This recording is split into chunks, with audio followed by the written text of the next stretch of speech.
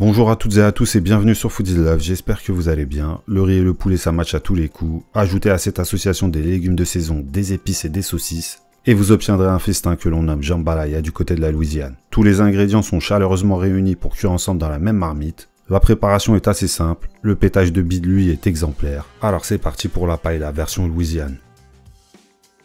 Un délicieux plat qu'on va préparer pour 5 ou 6 personnes. Comme très souvent on démarre avec la mise en place, avec des ingrédients ultra frais et ultra disponibles.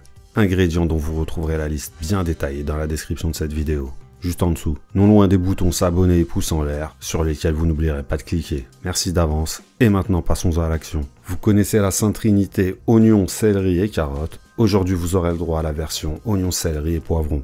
En revanche, la corvée reste la même. Vous devrez hacher un gros oignon jaune.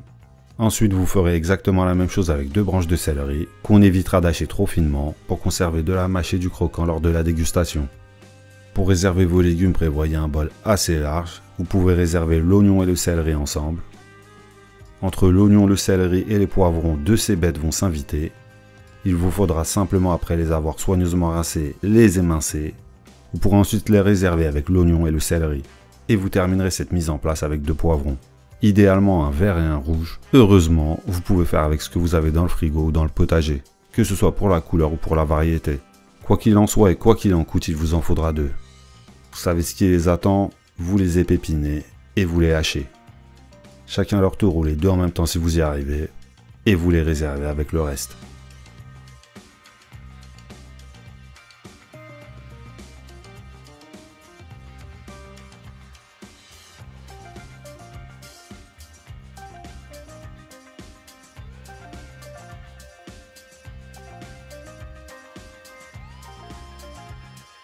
Ça commence déjà à sentir bon et ça va l'être encore plus dans les minutes qui vont suivre, puisqu'on va attaquer la cuisson.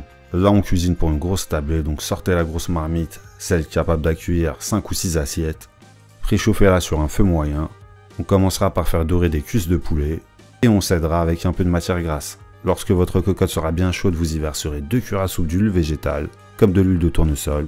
Immédiatement après avoir ajouté l'huile, vous déposerez les cuisses. Commencez par faire dorer le côté avec la peau. Profitez-en pour assaisonner la chair avec une pincée de sel. Il faudra certainement compter une cuisse par personne, mais vous pourrez adapter en fonction de la capacité de votre réservoir. Vous pouvez également vous adapter en ne cuisinant que des hautes cuisses ou simplement des pilons. Apporter une belle coloration et une bonne crousticité à la peau de votre volaille. 6 à 7 minutes sur le feu moyen côté peau, vous retournez 3-4 minutes côté chair. Ensuite, vous n'avez plus qu'à évacuer. Et surtout, n'hésitez pas à vous protéger d'éventuelles éclaboussures avec un couvercle. Ensuite, vous respecterez le protocole en remerciant la volaille et la cocotte pour ce gras et ces merveilleux sucs de cuisson dans lesquels vous allez balancer les légumes. Sans toucher au feu, vous allez les mélanger dans le gras pour les faire rissoler pendant 3 à 4 minutes. Les légumes vont rapidement changer de couleur. À coups de spatule, vous devrez les remuer très souvent pour ne pas qu'ils brûlent.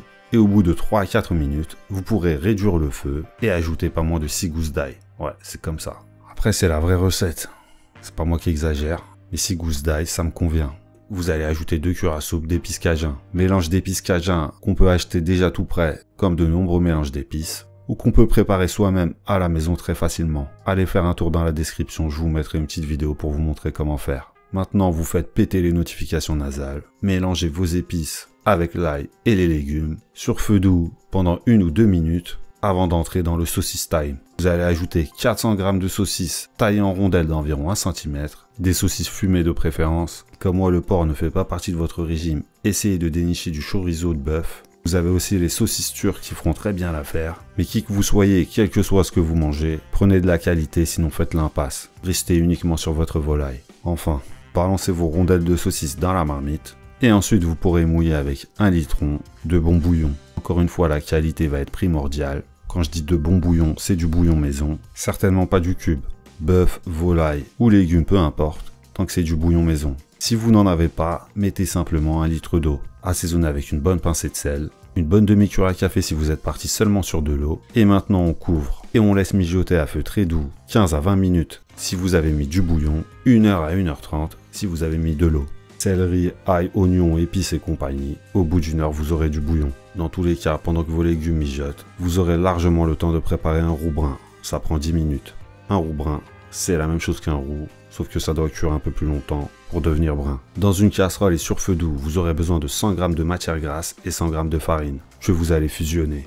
Alors moi sans vergogne, j'ai fait ça avec un mélange de 50 g d'huile végétale et 50 g de graisse de canard. Mais vous pouvez le faire simplement avec 100 g de beurre ou 100 g d'huile végétale. Et pour le goût, je vous conseillerais de rester sur le beurre ou sur la graisse animale. Il vous faudra simplement mélanger non-stop jusqu'à ce que le roux devienne brun, couleur noisette. C'est justement le goût de la noisette que ce roux va apporter à notre riz. Sans oublier la coloration et l'épaississement de la sauce pour obtenir un riz bien crémeux. Une fois que c'est prêt, vous coupez le feu et vous revenez du côté de la marmite pour y balancer 500 g de riz long que vous n'aurez pas besoin de rincer au préalable. Ajoutez ensuite le roux brun.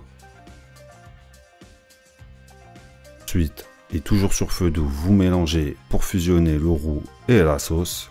Replacez la volaille dans la marmite. Vous couvrez, puis direction le four. Chauffez à 180 degrés pendant 35 minutes pour laisser la magie opérer.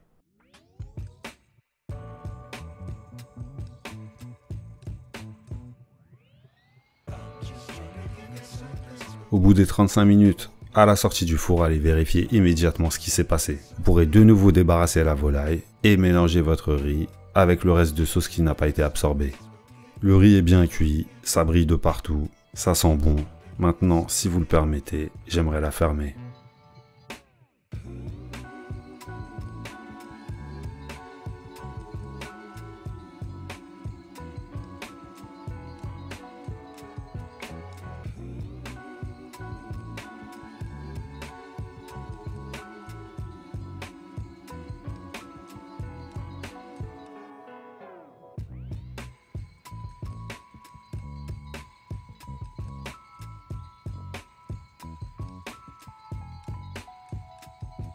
Il est temps de vous dire au revoir, j'espère que cette vidéo et cette recette vous ont plu. Donnez-moi votre avis dans la barre des commentaires et surtout pensez à revenir voir la prochaine recette. Ciao!